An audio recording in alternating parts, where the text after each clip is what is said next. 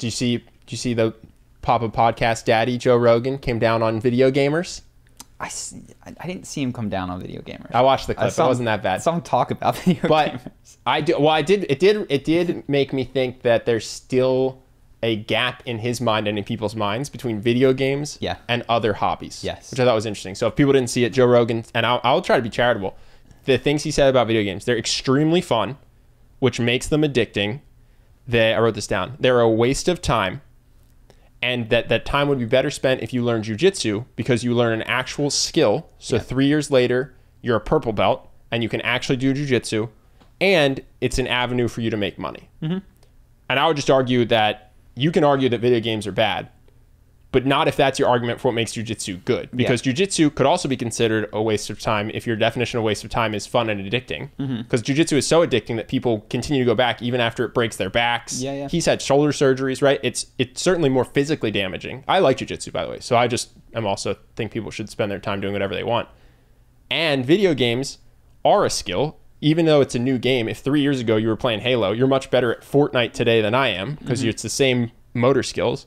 And I would argue you can make more money playing video games than doing jiu-jitsu, both at the highest level and if you open up your own like at the school versus being a mediocre person. But YouTube streamer, Exactly, a streamer that's just funny.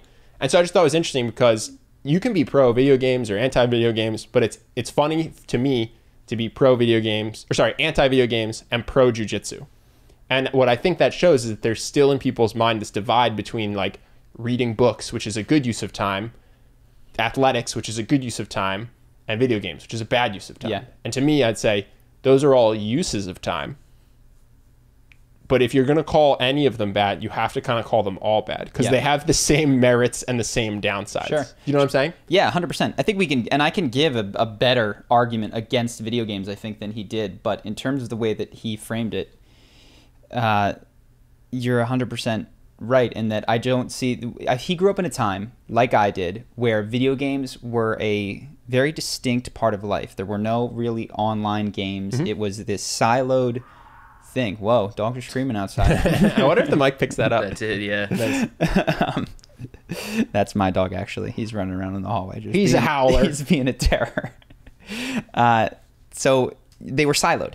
Yeah. And then they started to come into the world, and it was only within the last few years that I've realized that more and more of life is going to be digital, like it or not. You don't have to participate, but there's a value to it because it is a social endeavor.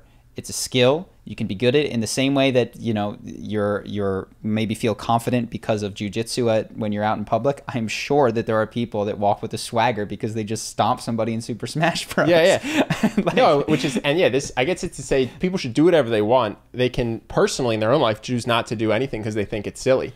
But the superiority of thinking that whatever your hobby is better than other hobbies, I would say just throw that away. If you like music, you like books, you like video games, you like sports, it's just equal. And that was my biggest takeaway. So I was like, these things are all the same in the sense that they all have benefits, they all have downsides, and they're remarkably similar benefits, because there's no real reason in today's society for me to think that the muscles I build doing jiu-jitsu are superior to the mental muscles that you build by doing video games. Well, I'll give an argument against video games now. I think that the human body evolved in a time where clearly video games didn't exist. And there is a unique kind of expression and joy that comes from being fully physically engaged. Which video games do not do. Like the challenge of this, and maybe I've sweat during video games, but it's absolutely not the same as when you're taking deep breaths and panting, worn out. But you can do both. Yes. You can surf for 2 hours in the morning and play video games for 2 hours at night. I think that's honestly, that's a better I've done this. That's a better balance than surfing for 2 hours in the morning and doing jiu-jitsu for 2 hours at night, which is what I did for 6 months till my back gave out. Because that's way too much activity to do, and I did it every single day. So I would argue that was more damaging to me than surfing 2 hours in the morning and then playing video games or reading a book for 2 hours at night. I don't think the video games are bad per se, but this is the argument for fewer video games would be, one, if you think that it is the same as a physical activity, you're kidding yourself. There is an inherent value to physical activity that isn't based on the skill or the whatever. It's in the doing of the physical activity. Oh! Can people hear that? The second thing, what was it? Is that video games by design are increasingly high stimulation. Mm-hmm.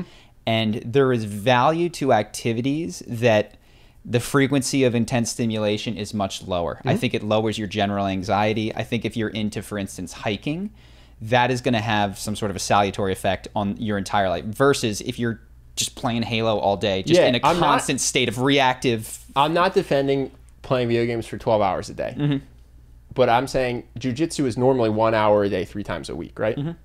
That is definitely a totally fine schedule for playing video games, Mm-hmm. even if it's an hour every single day. I think it can be a hobby that is a part of a balanced lifestyle, at which point it becomes no worse than other hobbies. Yes. Whereas, because if you do it all the time, you're going to have dopamine issues and it is more addictive and things like that. But I would just argue that shouldn't be looked down upon as this activity that is worse. He was basically comparing it to drug use. Yeah. I very much agree with that. The only thing that I'm considering where people might be coming from is I'm defending, and to myself as well, the need for a physical something. Because I've been, especially in quarantine, not doing that. We finally got a little bit of exercise yesterday. I was like, oh, this is qualitatively different than challenging myself in a video game. And I would also argue that if you're going to do something physical, to the extent you can find something that causes you joy, yes, that's actually better. So like, weirdly enough, because I was really vain, lifting weights did cause me joy, because in my head it meant more than just the weights I was lifting. It was people are going to like me more and this and that, which I do think that perception of weightlifting made weightlifting more fun for me than the actual experience, which was just sitting and like moving a weight and then putting it back where I found it. Yeah. But I think to the extent that you're somebody who's like, yeah, I know physical activity is good for me, but I don't have that joy when I go to the gym, I would say trash the gym and go find something you do like, whether it's basketball, boxing, surfing, jiu-jitsu. Because I think that in addition to there being benefits to moving your body, I think there's benefits to finding a way that moving your body causes joy for you. Yeah. Well, that's even the benefit that I'm highlighting. It's not so much about, oh, your heart's going to be stronger. It's like, no. Present tense, you'll get a feeling that is amazing. That can just be spike ball. You know what I mean? That's what I think it ought to be, quite frankly. I think you know this about me. You can see I'm just saying, sorry. Well, so you're saying for people coming from your perspective, which is playing a lot of video, I'm saying from my perspective, someone who used to think that exercising meant weightlifting. And I see that a lot on Instagram and on YouTube. You know, there's certainly a lot more how to get six-pack videos than there are how to serve a good spike ball videos. That's when we, or at least when I say something physical is also good to add into your portfolio of activities along with video games, something physical that brings you joy. Cool. I agree.